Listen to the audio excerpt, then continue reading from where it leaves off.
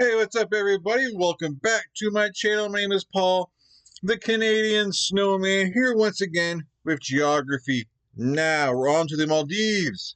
Uh, Man, my mind went blank about the Maldives. Is the Maldives like a chain of islands, or am I wrong? Very possibly could be wrong here, but yeah, I've heard of the Maldives, but that's about it. I know these Maldives were mentioned in a couple other videos, I'm sure.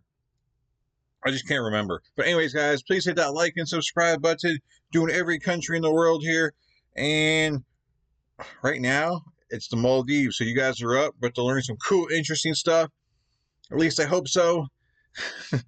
But yep. What am I doing here? Here we go.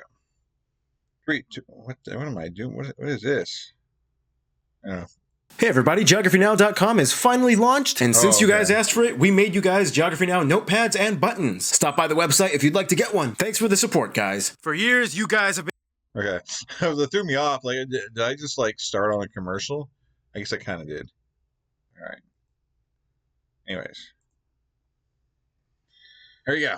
If you'd like to get one, thanks for the support, guys. For years, you guys have been joking over and over by saying, oh, by the time Geography Now gets to the Maldives episode, the country is going to be underwater. Well, guess who's still staying afloat? Islands don't float. Oh yeah, hey Hannah, how you doing? I'm marvelous. Hey Hannah, you know what? What? How would you like a lot of lines in this episode? That sounds great. All right, you're in. It's time to learn. I agree. I would rather have Hannah have more lines because Hannah's a lot easier on the eyes. Don't you guys think? Anyways. Geography. No! Hey everybody, I'm your host Barbs. Today we are covering the world's lowest country and one of the top tourist destinations in the world. There's more to this place than honeymoon bungalows on beaches. There's a story and culture behind this place. So let's dive into it. Hannah, that's your cue. Okay, when I say a bad pun, you just go slap. Okay, ready? Good, go. Oh! I think you're getting the hang of this. If you look at the Maldives from space, it has a funny shape, almost like little polka dots in the middle of the ocean. First of all, the country is located in the Indian Ocean, right at the confluence of the Arabian Sea, just below India. It is made up of 26 vertical atolls, north to south, and each atoll has a number of small islands and islets and sandbars, about 1,200 to be exact. However, only 185 of them are inhabited. The country is divided into 19 administrative divisions and 2 administrative city councils, the capital Male, where nearly a quarter of the entire population lives, and the city of Adu in the south. Most of the islands on the atolls are incredibly small, and the largest one being Gan Island, being only 8 kilometers long and 3.4 kilometers wide. At only about 115 square miles or 300 square kilometers, this makes the Maldives the smallest country in Asia by land area. However, keep in mind though, if we include water territory, the country takes up a space of about 35,000 square miles or 90,000 square kilometers, which is over 99% of their territory. After the capital city Male, the largest cities are Adu City and Fuvahmulah, both in the south, and they're the only parts of the country that are south of the equator, Adu having the longest road in the country at 14 kilometers long, connecting the various islands together over the reefs. The capital Male in itself is only about 6 square kilometers in land area, but it's also incredibly densely packed. Yeah, man, look at that thing. Man, I think I'd rather like live on one of the ones that not as densely packed, where you have like more nature and stuff. I've seen a bunch of them are connected by bridges. I'm sure they're all not, but that looks really cool, man. That would seem like a fun country to live on. Anyway, let me get to the rest of the video. Male in itself is only about 6 square kilometers in land area, but it's also incredibly densely packed. Like literally an aerial view makes it look almost like downtown Tokyo. If you fly to this country, 9 times out of 10, you will most likely arrive at Male's Velana International, which is on a completely separate island, Huhule. It's a Brazilian inside joke. For the longest time, the only way you could transport yourself to the city was by taking a water taxi or ferry, which could cost travelers another extra fee upon arrival. Until just recently, when they decided to build the bridge known as the China-Maldives Friendship Bridge, funded in part by China. Set to open in August 2018, this would connect the 2 islands for the first time, allowing cars and land vehicles direct access to the airport from the capital. Otherwise, surprisingly, they have 3 other international airports: Hanimadu International in the north, Villa International in the middle, and Gan International in the south. Some of you might be thinking, hey, I wanted to take a bus and check out the entire country. Would I be able to do that? No. Well, why is that, Hannah? Well, let's just address the obvious. The Maldives is not exactly a backpacker's country. Everything is separated by water, and unless you own your own boat or seaplane, chances are you need to hire one, which will cost an extra couple hundreds or thousands of dollars. And unless you know a local that is willing to let you stay at their house and give you the best hookups, chances are you'll be paying an additional hundreds to thousands of dollars for accommodations. This is why the Maldives is famous for being a honeymoon destination. About 1 million people visit a year and usually rent out the famous Maldivian luxury water bungalows that can go anywhere from about 500 to 2,000 a night. Usually they come complete with glass floors to view the water below, top of the line furniture, jacuzzis, Wi-Fi, air conditioning, gourmet meals, and even pools. Wait, I don't understand. You can literally dive into the beautiful ocean. Wow, that is amazing. I don't think I'm going to the Maldives. Unless I win the lottery or just happen to get an amazing paying job. Yeah, it's not happening. But that looks amazing. I guess that's why I call it the honeymoon, like, because you only probably can only afford to go there once, if that. But yeah, it looks completely amazing. Conditioning, gourmet meals, and even pools. Wait, I don't understand. You can literally dive into the beautiful ocean from your bungalow. Why would you need another pool? Well, think about it. Why would you construct an extra bathroom in your house? Well, because if I don't want to use the first one, and also it kind of appreciates the value. Yep. Although most major inhabited atolls do have luxury resorts, the Maldives is so much more than that. And I would say if you want the truest Maldivian experience, you have to sail or fly to a local island run and inhabited only by the locals with no bungalows. That's right, Hannah. Islands like Vadu or Fioari with thick palm forests, the streets of Didu in the... It makes sense, though, if you want the full experience, like almost in any country, because, you get like a nice condo on the beach, and if you're just staying in your condo, like, you're not really, it really wouldn't matter what country you're at, because there's so many countries where you have a condo on the beach with beautiful water. So if you're going to go and spend that kind of money on, to go to these, for foreign countries, you think you'd want to like visit and experience the culture, because you can go to the local one, the one that's closest to you, and probably pay a lot cheaper if you want, and to get on the beach. It'd be a lot easier if that's what you want to experience. But if you're gonna go to another country for that kind of thing, man, you try everything, man. Make it memorable.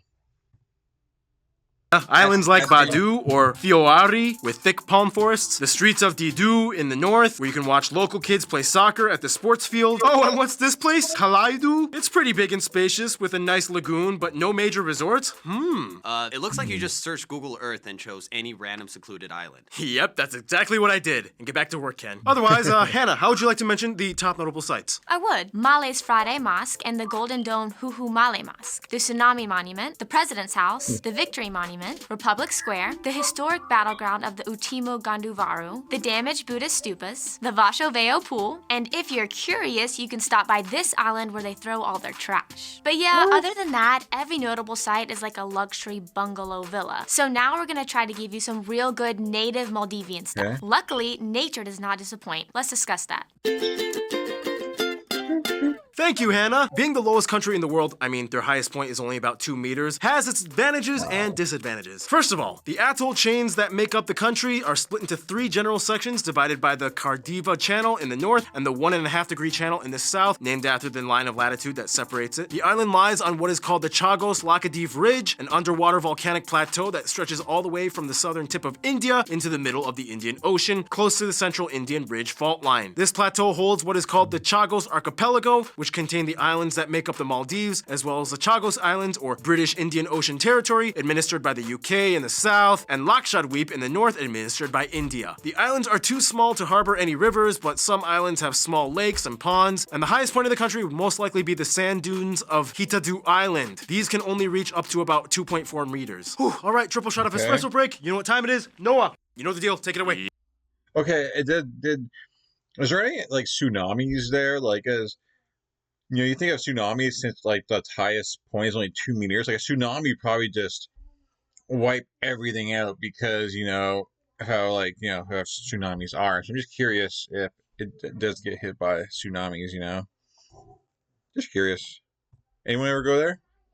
Yeah, if anyone lives there or have been there, definitely let me know in the comments. 2.4 meters. Whew, all right, triple shot of espresso break. You know what time it is? Noah. You know the deal. Take it away. Yep, get out of here. All these islands have pretty much the same makeup. Coral islands with nice beaches, tropical vegetation. Inhabited islands typically grow crops like bananas, papayas, citrus, breadfruit, and drumstick trees, which, by the way, produce benzoil. If you don't know what that is, we don't either. We just report it. Only about 10% of the actual land is cultivated for crops due to the poor, highly alkaline soil and permeation of salt water into the fresh groundwater deposits. This causes a problem, as most of the residents depend on ground or rainwater for drinking purposes. Otherwise, when it comes to flora and fauna, the Maldives is about going down under water. The reefs in themselves contain nearly 200 species of coral, 1,100 species of fish, 3 species of sea turtle, 12 species of whales and dolphins, and 145 crab species. You can even feed stingrays or see bioluminescent plankton wash up on the shores, lighting up the beaches on certain islands if you're lucky. No surprise, the Maldives is a huge seafood country. Their favorite fish being the skipjack tuna, and they love cooking up yellowfin, which is actually one of their national animals in addition to the white-breasted water hen. That being said, the majority of food products must be imported as they cannot sustain their entire populace, let alone visitors based off the limited resources that they have. Speaking of the populace... Once again, that was Noah. Thank you. Well, since they have to like ship that stuff there, like the other food products, I bet that's pretty expensive. I mean, it gotta be a lot cheaper just to eat locally, right? Like the fish. People probably have fish like on a daily basis, or no? I don't know. Never mind. But I think that the canned food in the stores would be pretty expensive since they have to ship there, and then they probably have to get on another ship. I don't know. I don't know what I'm talking about. Anyways.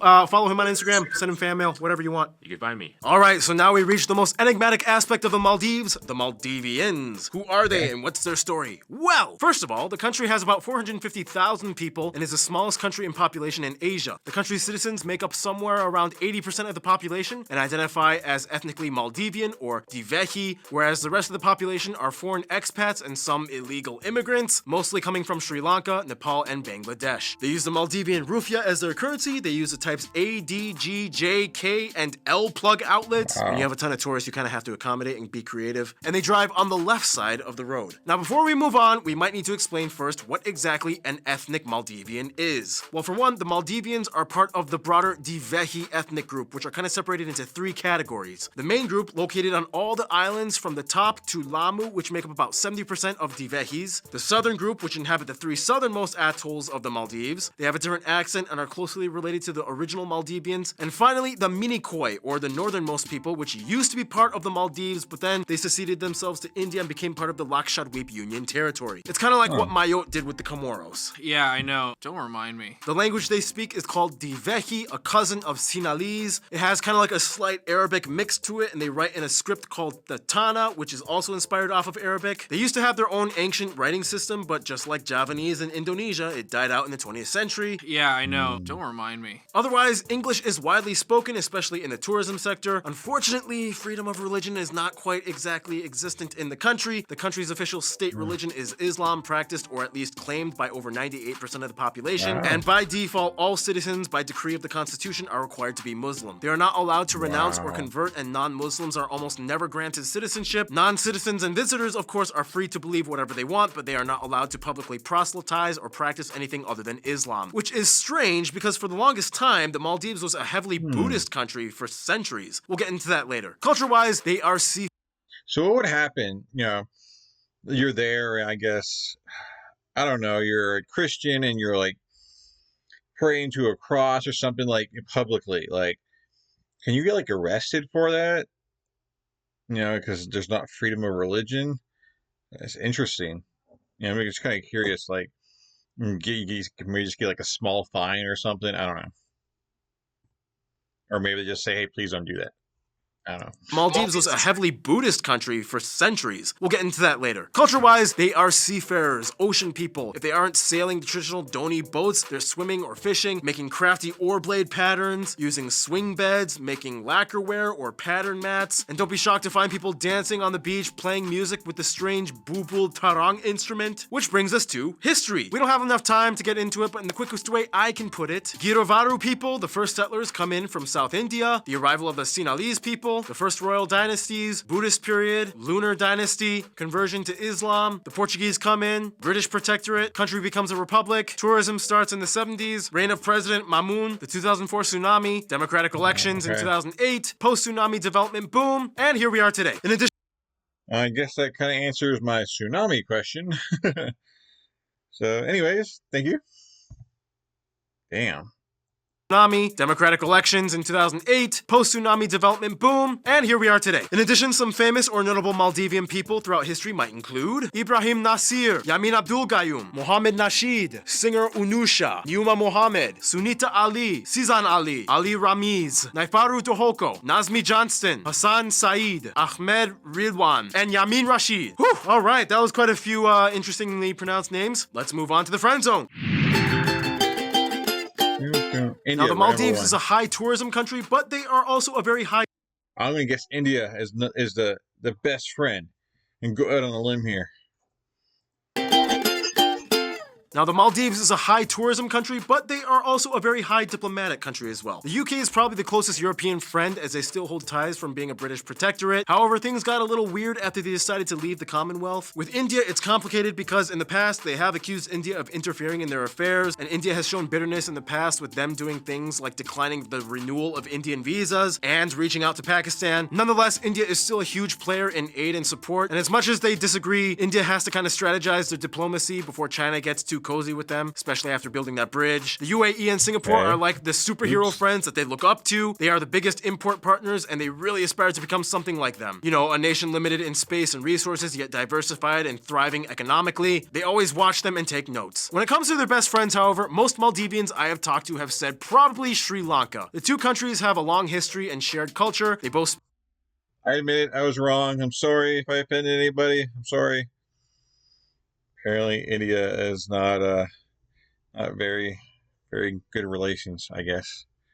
Yeah, anyways. I've talked to have said probably Sri Lanka. The two countries have a long history and shared culture. They both speak similar languages. The Sri Lankan military trains theirs. Many tours to the Maldives are also dependent on them as they operate in joint packages. And after the 2004 tsunami, Sri Lanka was one of the first friends to jump in and help them. In conclusion, the Maldives is like the lowest nation in the world, but they also kind of literally personify this saying that when you reach the bottom, there's only one way left to go. Stay tuned, Mali is coming up next. Mali!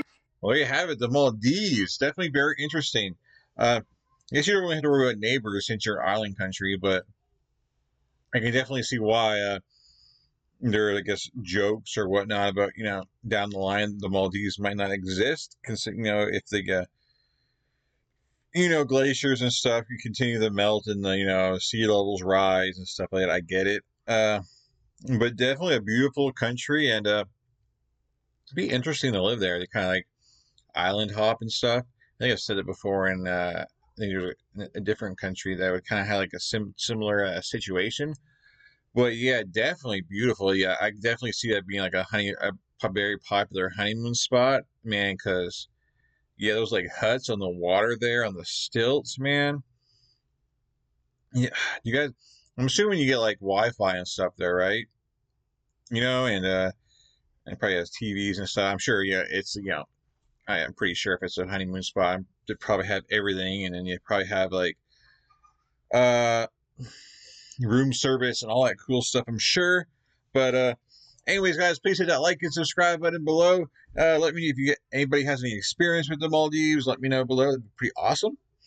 And yeah, that's definitely a very interesting country. I hope you have so many years left, and I don't know, the whole like water level thing stops and you guys are here forever. But anyways, guys, like, subscribe. I will catch you guys in a future video. It's always a blast. And I hope to see you guys in like my other videos I do, plus these future Geography Now videos. Anyways, love you guys. You guys are amazing. Peace. You guys have a good day or good night or whatever time it is with you. Later.